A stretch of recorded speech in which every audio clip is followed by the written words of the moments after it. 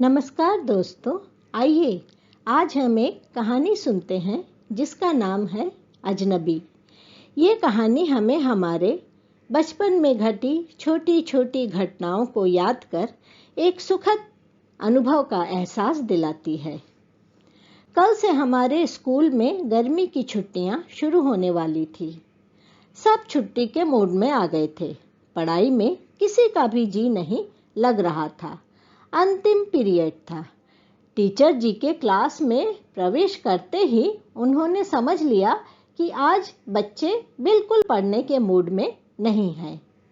उन्होंने तुरंत ही कहा, चलो आज हम बारी बारी से तुम्हारे जीवन में घटी कोई मज़ेदार घटना के बारे सुनते हैं। और फिर टीचर जी ने विद्यार्थियों की ओर देखकर कहा, चलो कौन पहले कहना चाहता है। टीचर जी का इतना कहना था कि राकेश तुरंत खड़ा होकर कहने लगा, मैं। अब राकेश जोर शोर से अपने जीवन की घटना सुना रहा था। राकेश ने जोर से कहना शुरू किया। पिछले साल की बात है। तब हमारी गर्मी की छुट्टियां चल रही थी। दिन के यही कोई 10-11 बज रहे होंगे।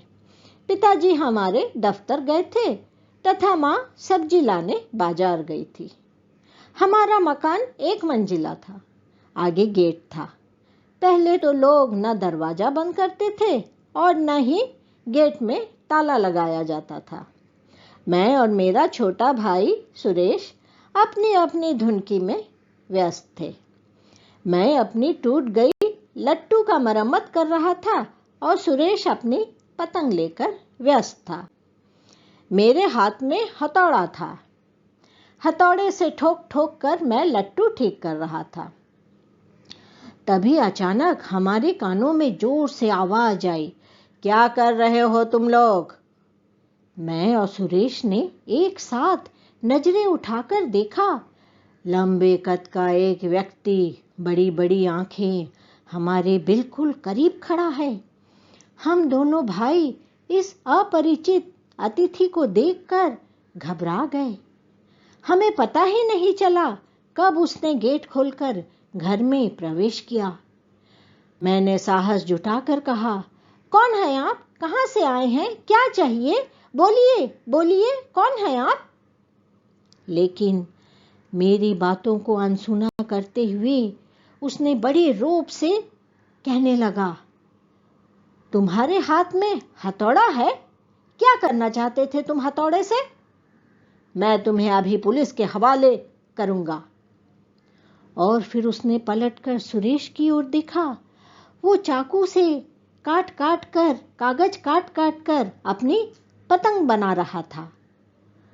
उसने सुरेश से कहा, तुम्हारे हाथ में चाकू है, चाकू से तुम किसको काटना चाहते हो। मैं तुम दोनों को अभी पुलिस के हवाले करूंगा। अब हम दोनों भाई धीरे धीरे घबराने लगे।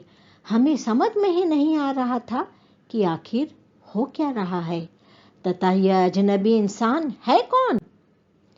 अब वह अजनबी इंसान जाकर आराम से पहले पंखा चलाकर बड़े इत्मीनान के साथ सोफे पर बैठ गया। अब हम बेहद डर चुके थे। सुरेश की आंखों से पानी टपकने लगा। वह रोने लगा तथा दौड़कर वह बाथरूम के अंदर घुस गया। अब मैं बिल्कुल अकेला उस अनजान व्यक्ति के आगे खड़ा था।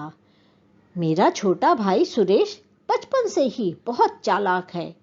उसने बाथरूम का बहाना बनाकर दूसरे कमरे से हमारे पिताजी को फोन कर सारी घटना बतला दी।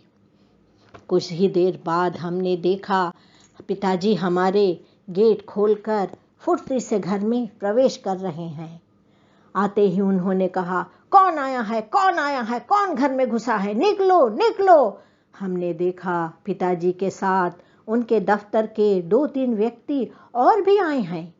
अब पिताजी बड़ी जोर से कौन है, निकलो निकलो कहते हुए जो ही पिताजी ने कमरे में प्रवेश किया, उस अजनबी व्यक्ति को देखा। पल भर में ही हमने देखा दोनों खिलखिलाकर हंस पड़े। हमने देखा पिताजी उस अनजान व्यक्ति को गले लगाते हुए कह रहे थे, अरे मानिक, तू तू अचानक कहां से आया? तूने तो मेरे बेटों को डरा ही दिया। अब पिताजी हमसे कह रहे थे, ये मेरे चचेरे भाई हैं मानिक, मध्य प्रदेश में रहते हैं, तुम्हारे चाचा लगते हैं।